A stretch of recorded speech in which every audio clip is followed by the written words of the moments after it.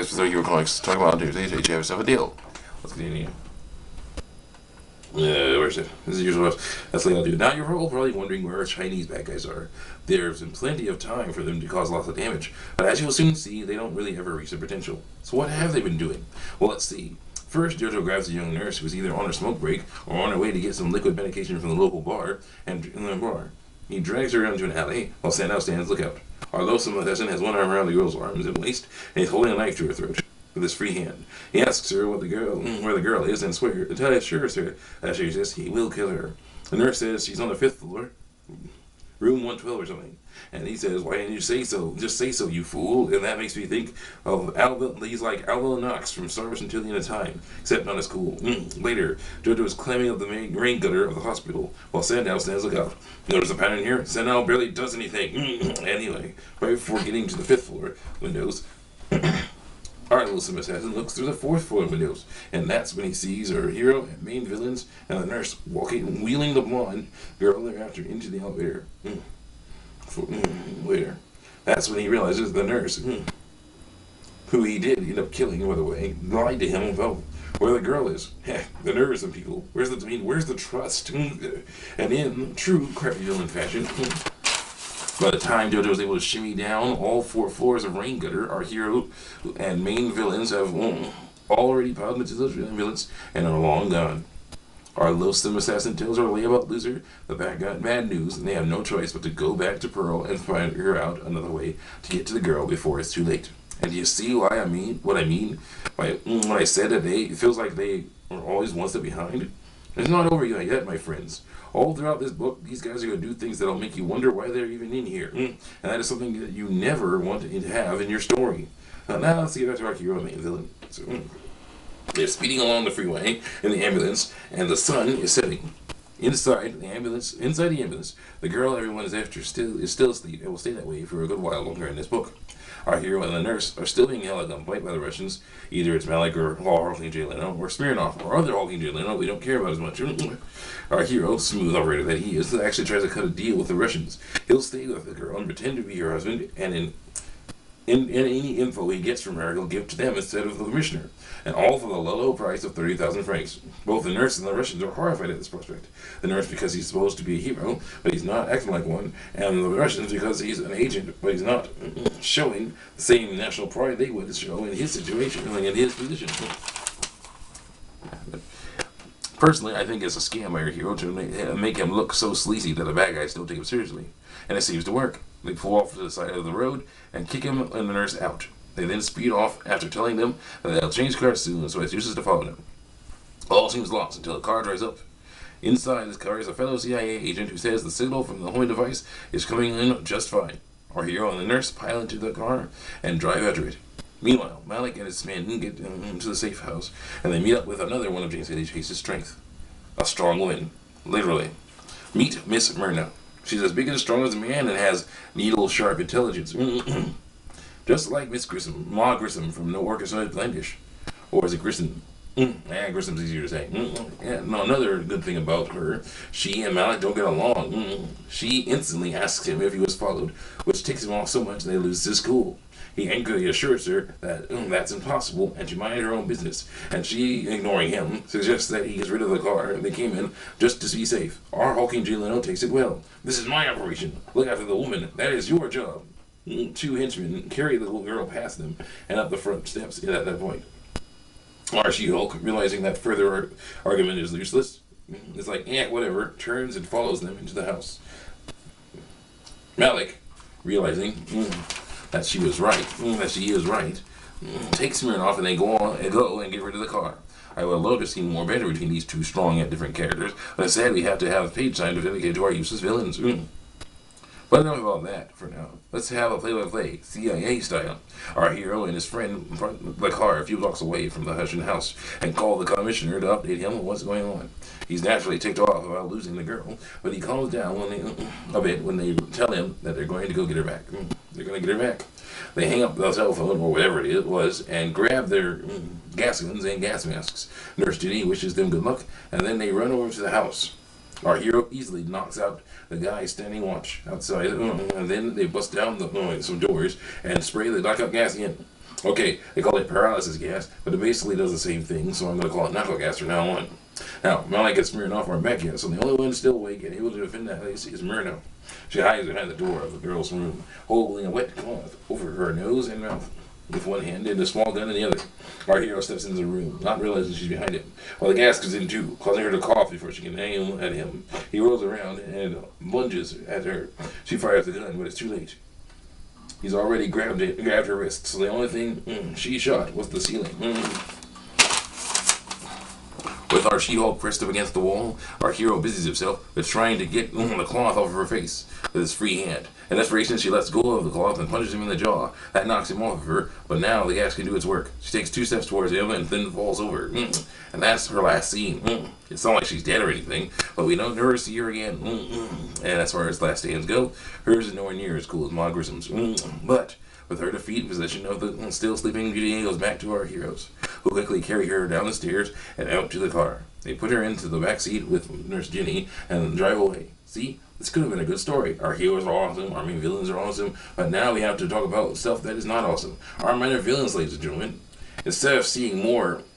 Still on? Yeah, good. Okay. Instead of seeing more awesome stuff happen with our heroes and main villains, page time is wasted with describing how our loathsome assassin, layabout loser, and Pearl for before swine talk to their boss, find the commissioner's Chinese contact, have Pearl convince him that blood the commissioner's office, risk his rich friends seeing incriminating photos of him. She's in them too, but he's the only one you can recognize. Then describe how he went to the office, flirted with the secretary, talked to the boss, and then placed the bug under his desk while he wasn't looking. Then ran off to his vacation home so he wouldn't get caught. And then they have another meeting to discuss what they got from the bug and what they need to do to the Chinese contact now that he's out of his usefulness. Then they put their plans into action. The loathsome assassin and layabout loser will go to where the girl is, and the Chinese boss will send the perfect assassin to deal with the Chinese contact. Yes, we are introduced to yet another Chinese bad guy, but interestingly, her mission has the best outcome of all the Chinese bad guy missions in this book. She drives her little car over to the contact's vacation home, because they apparently know where it is, and gets out. So good, yeah. I'm checking the time on the camera, I can see it. Let's see here. And gets out. She walks up to this door and knocks. As soon as he opens the door, he's mesmerized by her beauty and notices that she's carrying a briefcase commonly used by door-to-door salesmen.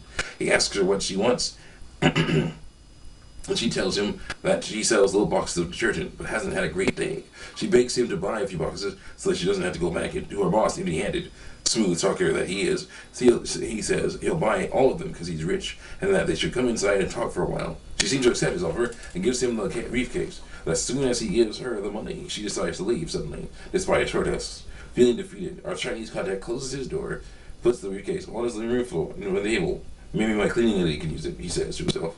He then decides to call up one of the girls he met at a club, with the hope that she can help him forget about what just happened. As he begins to dial her number, the briefcase explodes, blowing out all the windows and killing him instantly. Yay for you guys. Now, if you'll excuse me, I'd like to get back to the actual main plot of the story. Now, this is where things get awesome and then get horrible. Our hero says goodbye to his friend, who helped him get the girl out of the Russian safe house, because he's on some other assignment. And then he says hello to his boss's vacation home, complete with, computer. It's like, I'm gonna sleep on me. Okay, whatever. That's good. I don't want to stay in his vacation home, complete with tasty food and drink, and a butler to serve it all. The still sleeping Beauty is carried in, and our hero and the nurse make themselves at home. Things look good from his point of view, because not only is the place like a fortress, there are 6 U.S. Army guys patrolling it with M16s, and there's a police dog too. A frontal attack would be suicide. Unfortunately for our hero, that's not the only attack option there is. After calling the commissioner, look at the time again. Alright, call the commissioner, and giving him an update. The girl is still asleep, but everything else is awesome. The commissioner tells him that he better do his job when the time comes, and then asks him about the nurse. Is she pretty, Garland? Oh, I see. You're worried that she'll seduce me. Well, don't. She's about 50 with 3 double chins. He hangs up the phone, and our hero and the cute young nurse burst out laughing. When they calm down, he notices that she's still wearing her nurse's uniform, and it's swimsuit weather, so he sends her into town with the butler, so that they can buy supplies and get some nice clothes, nice things for her to wear. And this is and as the story goes on, you'll see that she's actually starting to fall for him. And the crazier still, he's starting to fall for her. This is why I like this part of the story. Our suave and talking out, smooth operating hero has been a girl that stirs up that's stirring real emotions in him. Especially when she dyes her hair blonde, like her Sleeping Beauty, in an effort to make him like her. He tells her that she looks great, but he liked her before she became a blonde. He then asks how the Sleeping Beauty is doing, and Nurse Jenny says she's fine. But then she says, "You're far more interested in her than you are in me." And he says, "Well, she is my wife." You see, a nice spy love triangle is developing here. Now, all we need is Sleeping Beauty to not be asleep anymore, and it will be complete. It will be complete. But first, we have more creepy villain time with our low-slow assassin, labeled loser. Pearl talks to her aunt Ruby and learns about a small footpath that goes from a highway nearby the back of the villa. It hasn't been used in years, so it's very hard to see. This is the way that our minor villains are going to get in, and then the way they do it is clever. But there's also another jab about how Sadao is useless, so it's still annoying. Now back to the spy love triangle. Young Nurse Jenny walks out to the terrace at 9:30 p.m. She makes her way over to our stargazing hero, and the first words out of her mouth are, "She's awake." Our hero pair quickly go inside and climb the stairs to her room. And then the time again. And so the act begins. Our hero convinces the purple-eyed pretty that he is her husband, and it really seems like she doesn't remember anything. But he asks her to try anyway. She closes her eyes and thinks for a bit. Then she says, "It's beautiful and black like a grape." Like, at this point, I'm like, oh my gosh, is she talking about a nuclear isotope or something? And so is our hero. He asks her what she's talking about, but she doesn't remember why those words are important. Eventually, she says she's tired, and he lets her go back to sleep. Nurse Jenny tells him that he was very convincing. If she had not known the truth, she would have really thought, he was really Erica's husband. Our hero currently reminds her that it's just a job, right, for walking out of the room, so he can update the commissioner. At this point, I'm enjoying all this drama. Jenny is continuing to stir up real emotions in our smooth-talking hero, and after finally getting some more Russian page time, I feel like I might get the tightly focused spy thriller I hoped we'd get when I started this book. Unfortunately, I was wrong. After the Russian page time, there was some more crappy bad guy page time. Our Lesbo assassin and Leo Lizard have a conflict-filled trip down the steep footpath that leads to a place where they can see the terrace from the Commissioner's villa. Jojo says all he needs is a rifle with a telescopic sight and a silencer to get the job done. And then they run off to get those things. And while that is happening, we get some page time devoted to the Commissioner's cute secretary that everyone's flirting with. It'll make sense in a minute. After eating a tasty meal, an awesome tasty meal at an awesome tasty restaurant, the young lady, who kind of reminds me of Trixie Tang for the appearance, says goodbye to the dashing sort of young man who takes her to that restaurant whenever he's in town, and drives her car back to her apartment. She unlocks the front door, turns on the light, revealing Malik sitting on in her favorite easy chair. Smirnoff, they made an escape, and together they made an escape impossible. They had only one question: where is Erica Olsen? Our secretary tries to lie to them, but doesn't work. She tries to fight them, but doesn't work. They give her some kind of truth serum, and eventually she tells them everything. A few hours later, the authorities find her embedded in the roof of a car parked below her balcony. Another of James Hay Chase's strengths is how he can go into great detail about things if he wants to. But this can also lead to some head-scratching moments like this. He says she broke her neck, her back, and her right arm when she landed in the car. Telling us she broke her neck is important because that's probably what killed her. But why mention her back or her arm? It's not like they matter anymore. Anyway, it's now time to set up one of the worst things that will happen in this book. After an important talk between our hero and Nurse Jenny, where she actually tells him that their time together may be coming to an end. To an end, our hero gets a call from the commissioner. "My secretary died half an hour ago," he reports. "They found a puncture mark on her arm. If she's given truth serum, then she's talked. Be on guard, Garland. I'm sending down 6 more men. On no account is Erica Olsen to be allowed out of the room in the open. Don't let her go out onto the terrace." And that continues from there. I chose to emphasize that part because that is our evidence. Our hero now knows that the terrace is dangerous. That's all we'll say about that for now. Our hero also gets orders to put one of the army guys up on the high way behind him, just in case the sniper would try to shoot her from there. This will come in handy later, but not in the best way it could. He tells the leader of the army guys, who works for Aaron but isn't him, the orders. He obeys and says it's a waste of a man, the dog and a man. Our hero then decides to turn in. He checks on the Sleeping Beauty, takes a cold shower, walks into his room in nothing but a towel or something. He opens the door and reaches for the light switch, but before he can reach it, he use it. A voice from his side tells him not to. It's Ginny. Our hero walks in, and they have a wonderfully romantic night together. Unfortunately, we can't focus on this for very long. We have more main and minor villain time coming up. The Russians get a young guy to go check out the villa, and he might as well be wearing a red shirt. The Chinese get a better loadout. A sniper rifle is added to their inventory. And now back to the awesomeness. The next morning, our hero awakens because of movement near him. It's Ginny. Unfortunately, she's moving around because she's getting ready to leave. Our hero begs for her to stay, but she tells him that Sleeping Beauty won't need a nurse soon, and that it will be a lot easier for our hero to pretend to be her husband if she's not around. He's sad about this, and so am I. But our nurse says that something may happen after his job is done if he looks around to the hospital where she works. She then walks out of the room, giving our hero some time to think about his life.